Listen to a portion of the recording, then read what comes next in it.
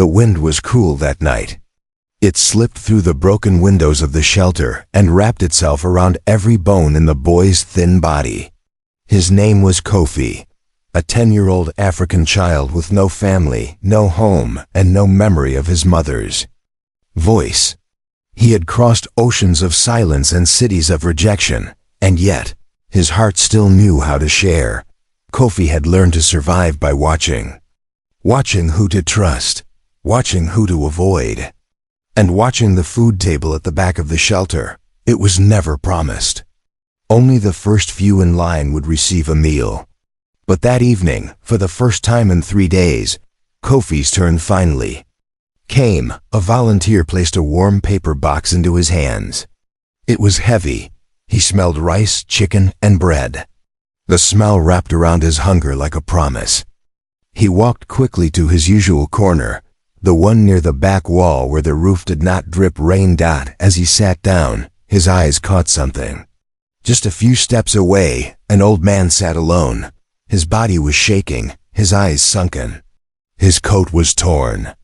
He looked as if he had not spoken in years. Kofi looked at his food, then looked back at the man. His own belly ached, but something deeper in him ached more. Without a word, he stood and walked to the old man. He sat beside him, tore the bread in half, and placed it gently between them. The old man turned to look at him. He did not speak. He only blinked, as though the boy was something from a forgotten dream. They ate in silence. The rain outside grew louder. The shelter buzzed with soft voices, snoring and coughing.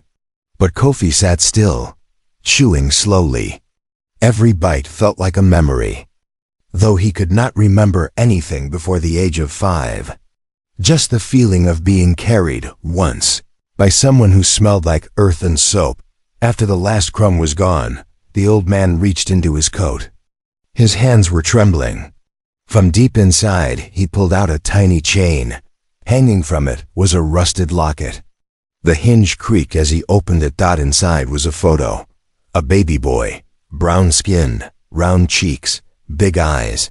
Kofi leaned closer. Something inside him shifted. Something ancient. Like a door unlocking. The old man stared at the photo, then at Kofi. Then his hand began to shake, and the locket slipped from his fingers. Kofi caught it just before it hit the ground. His hands were shaking now. He turned the locket over. There were faint words, scratched into the metal. His eyes widened, but before he could read them, a loud shout echoed through the shelter. The guard was yelling. Kofi looked up and saw 2 men pulling the old man away, dragging him outside into the rain. He did not fight. He only looked back once, his eyes searching. Kofi stood up, frozen in place. His hands clenched around the locket. He looked down. Inside the locket was another folded paper, so thin it almost fell apart in his hands. He unfolded it with care. It was a letter, and the first line carried a name he had not heard in years. A name he did not know belonged to him. The rain outside turned into thunder. The paper shook in Kofi's hands as thunder rolled above the shelter. Each letter on the page looked like it had waited a lifetime to be read. The ink was faded, the edges worn, but the words were clear. It was not a long letter. Only a few lines, written in a hand that trembled with time and grief. And at the top, a name was written that froze Kofi's heart where he stood. It was his name, not just Kofi, but a full name. A name no one had ever told him. A name he had never seen on any paper before. He read it again and again. It felt like touching the truth for the first time. The letter said that the baby in the photo was Kofi, that he had survived the fire no one thought he could survive, that someone had been searching for him ever since.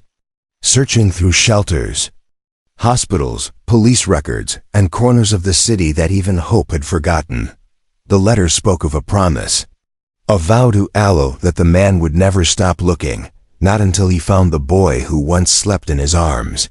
It spoke of guilt, of love, and of a memory that had never faded. even when everything else had. Kofi stared at the letter until the words blurred. His heart beat faster. The old man, the one he had shared his bread with, had been looking for him. That man was not a stranger. He was family. He stepped outside the shelter into the storm. The sky poured like it wanted to wash the city away. Cold water soaked his clothes in seconds, but Kofi kept walking. His feet moved as if guided by something stronger than fear. He turned the corner. Down the alley, people were gathering. A figure lay on the ground, surrounded by the blur of moving legs and shouting voices. It was the old man. He was not moving. Kofi pushed through the crowd. His hands trembled. His breath caught in his throat. The old man's coat was soaked through. His face was pale. But still in his hand, clutched like something sacred, was the locket. Kofi dropped to his knees beside him. His hands reached out, hovering, unsure what to do. The locket had opened again. The photo inside looked back at him like a mirror from a different time. A siren echoed in the distance. Someone had called for help, but the old man did not open. His eyes' rain kept falling. Kofi sat beside him, shivering, pressing the letter to his chest. He did not know what was happening. He only knew something had begun. Something that had been waiting for years to be found. The paramedics arrived. They moved fast. Voices shouted. Hands lifted. Kofi watched as the man was taken into the ambulance. He did not know if he would see him again. But before the doors closed, one of the paramedics looked down at Kofi. You're his family, right? The man asked. Kofi did not answer. He simply nodded. The doors shut. The rain continued. And Kofi was left standing in the alley. Alone. But no longer unknown. He opened the letter again. There was something written on the back. A place. An address. The handwriting was faint, but Kofi read it through the storm.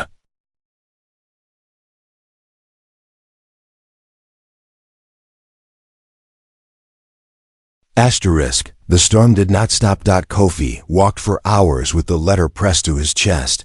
The city around him blurred in gray. His shoes were soaked through, his fingers numb, but the name on the paper and the address beneath it burned in his mind like fire. The letter had spoken of a house. A small place near the edge of the city, beyond the train tracks. A place where the man had waited year after year, hoping one day a knock on the door would bring him home. No map. No directions. Just the name of a street written in shaky lines, and Kofi walked toward it. He passed factories with broken windows, alleys filled with silence, and fences covered in rust. The city grew quieter the farther he went. Lights faded. Buildings turned into shadows, until all that remained was the sound of his feet and the wind breathing down empty roads. Then he saw the tracks. Old, crooked rails that split the city like a scar.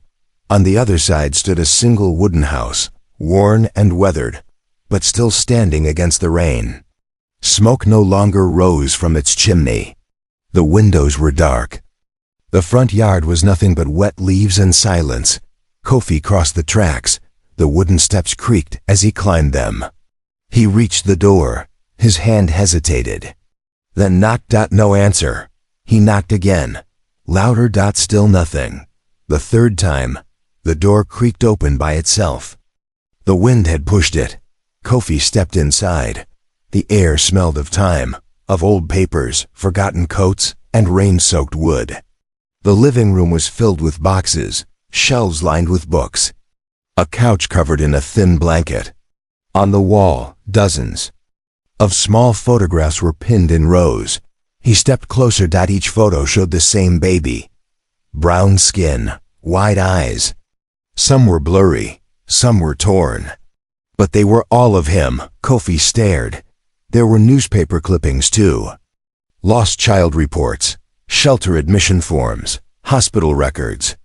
Most had red ink across them. Not found. On the table lay a notebook. Its pages were filled with dates, places, notes. Some crossed out.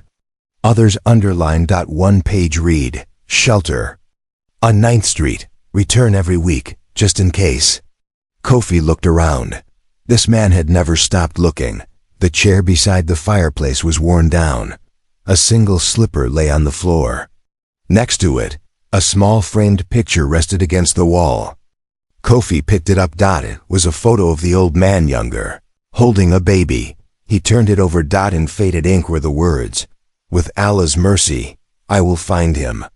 Suddenly, the door behind him creaked. Kofi turned, but it was not the wind. He heard footsteps, wet boots on the floor. Someone was there.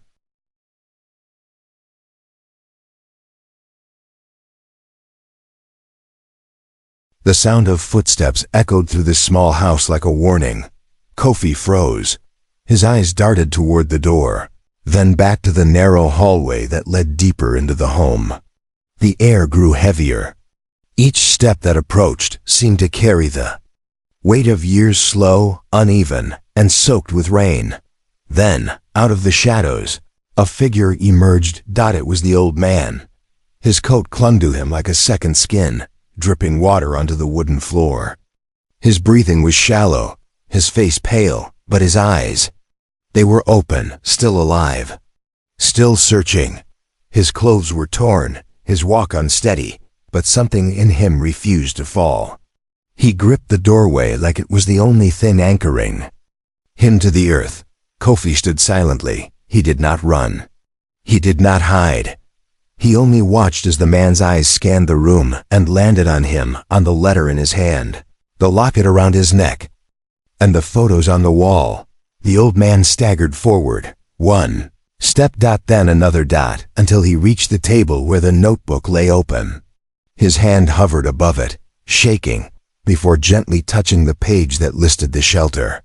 His mouth moved, but no words came out. Just a dry breath carried on exhaustion. He looked around the room, at the couch, at the wall of photographs, at the boy standing in his house. Then, slowly, he lowered himself into the chair by the fireplace. The same chair worn by years of waiting. He sat still, as if afraid the moment would vanish if he moved too quickly. Kofi remained near the door, unsure what to do. The silence wrapped around them like a blanket too heavy to lift. Rain tapped the windows in rhythm. The air inside the house grew warmer, though no fire burned. The old man reached into his coat again. From the inside pocket, he pulled out a small key. He pointed to the drawer beneath the table. Kofi stepped forward. The drawer was stiff, but it opened. Inside was a metal box. He lifted it. Dust clung to the edges, and the lock clicked open, with the key. Inside the box were papers, photos, and a folded cloth. On top, there was a birth certificate. It had a name, Kofi's name, below it too. Other names. His parents, their full names, their signatures. Kofi stared at the paper, his chest rising and falling faster. The cloth beneath the papers was small, soft, and colorful. An African wrap, aged but clean. A child's blanket. Patterns danced across it, faded from time. He reached out and touched it. The fabric carried a smell. Something faint but familiar. Like earth after rain. Like home. He closed his eyes. He remembered something. A hand stroking his head. Voice humming a lullaby in a language he could not recall, but his heart still understood. Then, another memory. Flames. Smoke. Screams. A door closing. And then darkness. When he opened his eyes again, the man had fallen asleep in the chair. Peaceful. Still breathing. The storm had passed outside. But inside the house, another storm had just begun to clear. Kofi did not cry. He simply sat beside the chair and held the blanket to his chest. Asterisk.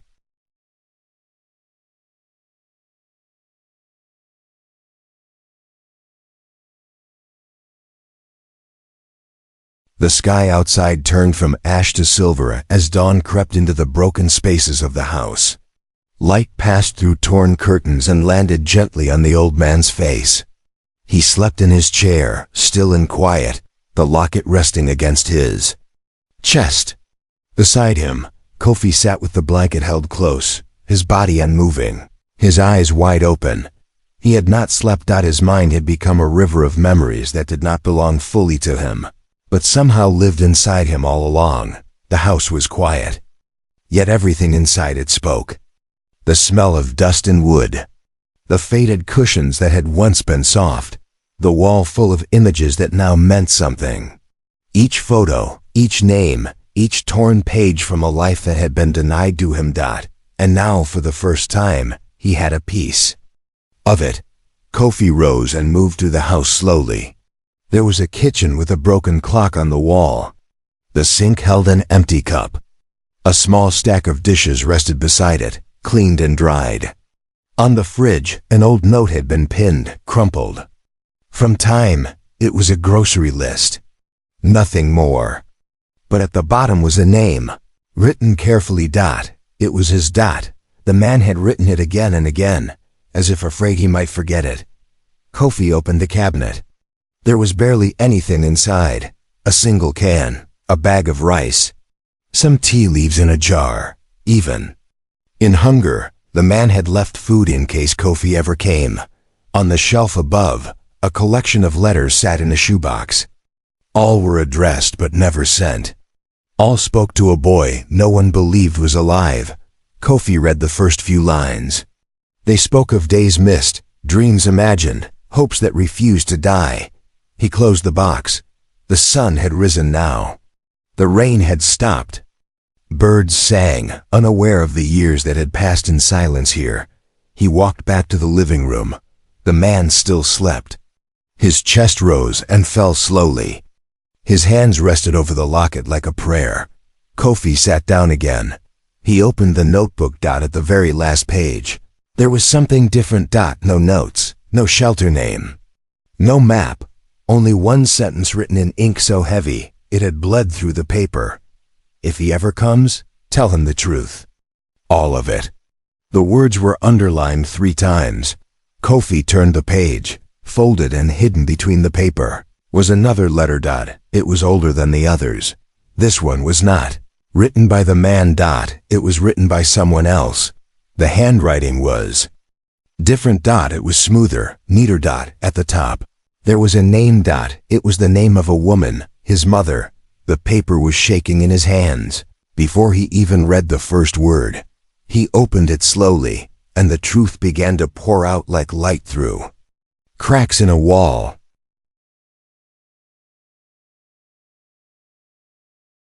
The paper was thinner than the rest.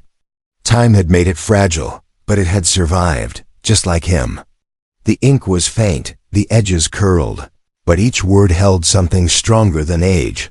A mother's voice, trapped in silence, now finding its way back to her son. Kofi held his breath as he began to read. The letter was not long. It was written in a calm, careful tone, like someone writing under a low lamp in the middle of the night, trying not to wake a sleeping child. She had written it for him, not knowing if he would ever see it, not knowing if she would live to speak the words aloud. She had left it with her brother, the old man who had searched every street for Kofi. She wrote of the early days, of his birth, of the joy that filled their small home even though they had nothing, of the way he smiled in his sleep, of the sound of his tiny breath beside her in the quiet hours. She wrote of her prayers to Allah, asking only for his safety, never for riches or comfort. She asked that he grow with kindness in his heart and strengthen his bones, even if she would not be there to see it. Then came the words about the fire. It had started so fast. There had been no warning. Only smoke, screams, heat. She had tried to carry him out. She had tried with all her strength. But something fell between them, a wall, a door, a flash of light. And she had shouted his name until her voice disappeared. After that there was only darkness. And then silence. Her final lines were a blessing, not of protection, not of goodbye, but of hope. She hoped that wherever he went, he would never lose his heart, that even if the world forgot him, he would never forget who he was. Kofi's hands trembled as he folded the letter again. This piece of paper, written with love sealed with tears, was now the only thing he had of her, and it was everything.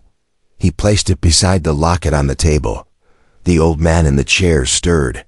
His eyes opened, slow and tired. He looked at Kofi. There was something in his gaze that had changed, a quiet recognition, a peace he had not known in years. The two of them sat in silence. The sun moved across the floor, painting the walls with soft gold. Outside the window, life continued. Cars passed, birds flew, people hurried. But inside the house, something sacred had settled. A boy had found his name. A man had found his reason to live. But the journey was not over. That night, the old man spoke no words. He only placed a hand over Kofi's and closed his eyes again. Not to sleep, not to dream, but to remember. And Kofi stayed beside him, no longer the boy who wandered shelters, but the child who carried a name, a story, and now, a purpose. As the stars returned above the roof of the small house, Kofi opened the notebook one last time. And saw what lay beneath the pages. It was not a letter. It was a map. Encircled in red ink was a town his mother once called home.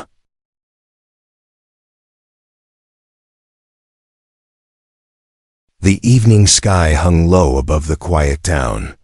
Deep orange light washed over the emptying streets. Kofi stood at a small, weathered bus station, holding the crumpled map he had found tucked inside the old notebook. A red line had been drawn across it, leading to a small town his mother had once called home. A place where it all began, and perhaps a place where something still waited. On his back was a bag containing 3 things: his mother's letter, his uncle's locket, and the baby blanket that had followed him through every dark corner since he found it again. He did not know who he would meet. He did not know if anyone still remembered her name. But each step he took felt like an answer he had waited his whole life to hear. The bus arrived. Its tires sighed against the wet pavement. An old driver opened the door without a word. Kofi stepped inside, paid with coins donated at the shelter, and took a seat by the window. The other passengers were quiet, some asleep, others staring ahead, but Kofi watched the roads disappear behind him. His uncle's house was empty now. After several days, a social worker arrived, called by neighbors concerned for the old man's health. They offered Kofi a place, assistance, even a future. But he simply nodded in thanks while gripping his mother's letter. He had to go. Not because he refused help, but because his heart knew a final page still waited to be turned. The journey was long. Trees changed, the air grew stiller, faces came and went. But the feeling in his chest stayed the same, quiet but strong. He saw fields, small homes, and finally, a worn sign with the town's name, the same name written in his mother's final letter. The bus stopped along the main road. Kofi stepped out. The air felt different. The sky had begun to fade into a soft violet gray. He walked slowly through narrow streets, guided by lines from the letter. She had described the house clearly, near an old chapel, with a green roof, and a large tree in the yard. His footsteps halted before a crumbling wooden fence. The tree still stood. The roof, though faded, was still there. The house was still and quiet, like it had been waiting all this time. Kofi stood at the front door. He did not knock. He only stood. Waiting. Suddenly, from within the house came the sound of soft footsteps. A door creaked open. Warm light spilled out. And in the doorway stood an elderly woman with gray hair. Her eyes widened when she saw the boy. In her hands she held something. An old photograph. A photograph of a baby, held by a young mother. The woman said nothing. Her hand trembled, and Kofi stood there, holding the baby blanket to his chest, looking into the face of someone who, for reasons he could not explain, felt like home.